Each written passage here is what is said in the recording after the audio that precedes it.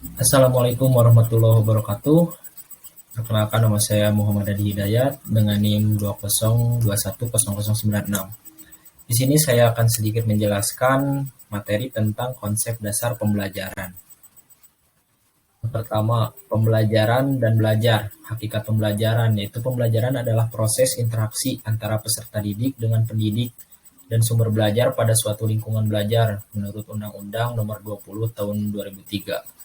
Lalu ada hakikat belajar. Belajar juga merupakan proses melihat, mengamati, dan memahami sesuatu menurut Sujana. Selanjutnya ada perubahan paradigma pembelajaran. Menurut paradigma lama pembelajaran, konsep pembelajaran dimaknai sebagai transfer ilmu dari guru kepada siswa sehingga guru menjadi satu-satunya sumber informasi. Tapi menurut paradigma lama,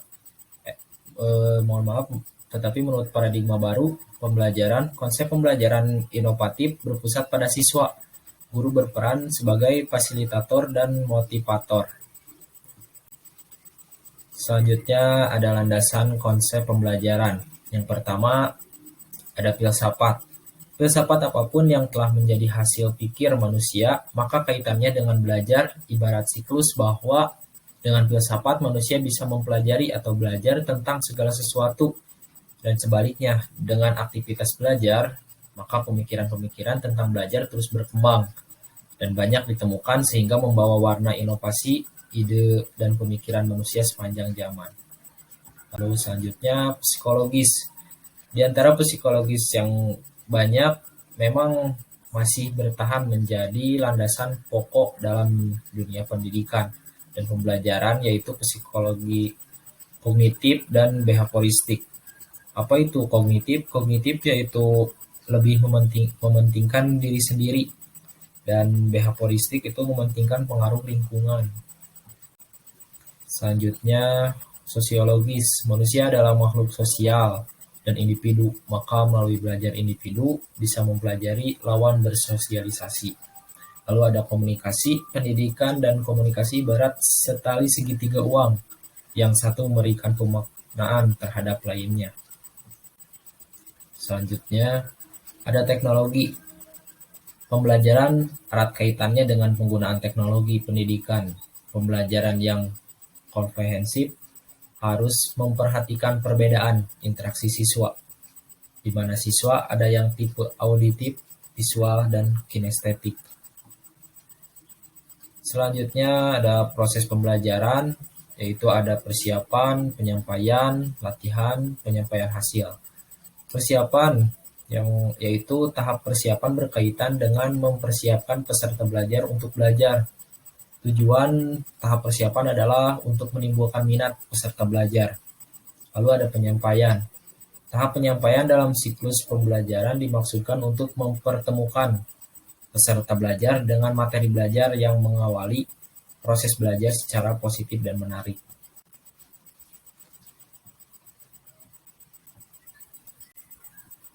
Lalu ada latihan.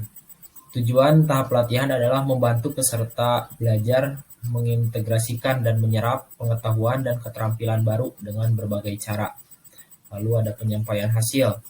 Tujuan tahap penampilan hasil ini adalah untuk memastikan bahwa pembelajaran tetap melekat dan berhasil diterapkan. Lalu selanjutnya ada motivasi belajar. Motivasi berhubungan erat dengan minat siswa. Siswa yang memiliki minat lebih pada suatu pembelajaran cenderung memiliki perhatian lebih terhadap mata pelajaran tersebut, sehingga menimbulkan motivasi lebih dalam belajar. Selanjutnya ada aktivitas belajar. Aktivitas belajar merupakan segala kegiatan yang dilakukan dalam proses interaksi guru dan siswa dalam rangka mencapai tujuan belajar. Aktivitas yang dimaksudkan di sini penekanannya adalah pada siswa. Sebab dengan adanya aktivitas siswa dalam proses pembelajarannya, terciptalah situasi belajar aktif seperti yang dikemukakan oleh Rohman atau Wijaya dalam Depdikmas tahun 2005 nomor 31. Siswa dikatakan memiliki keaktifan apabila ditemukan ciri-ciri pelaku seperti sering bertanya kepada guru atau siswa lain, mau mengerjakan tugas yang diberikan guru, mampu menjawab pertanyaan, senang diberi tugas belajar, dan lain sebagainya. Oke, selanjutnya ada teori pembelajaran. Yang pertama ada behaviorisme, yang kedua humanisme, yang ketiga kognitivisme, yang keempat konstruktivisme. Oke, yang pertama behaviorisme. Behaviorisme itu teori yang mempelajari perilaku manusia. Yang kedua ada humanisme. Humanisme adalah teori yang mengedepankan bagaimana cara memanusiakan manusia. Yang ketiga ada kognitivisme. Kognitivisme, belajar yang dilakukan individu adalah hasil interaksi mentalnya dengan lingkungan sekitar sehingga menghasilkan perubahan pengetahuan dan tingkah laku. Lalu ada konstruktivisme, adalah sebuah teori pendidikan yang mengedepankan peningkatan perkembangan logika dan konseptual. Sebelum saya mengakhiri penjelasan materi, ada sedikit kutipan dari salah satu ahli, yaitu tujuan pendidikan itu untuk mempertajam kecerdasan, memperkukuh kemauan, serta memperhalus perasaan, menurut Tan Malaka. Oke, mungkin saya akhiri penjelasan dari saya. Mohon maaf apabila banyak kekurangan. Sekian dari saya. Wassalamualaikum warahmatullahi wabarakatuh.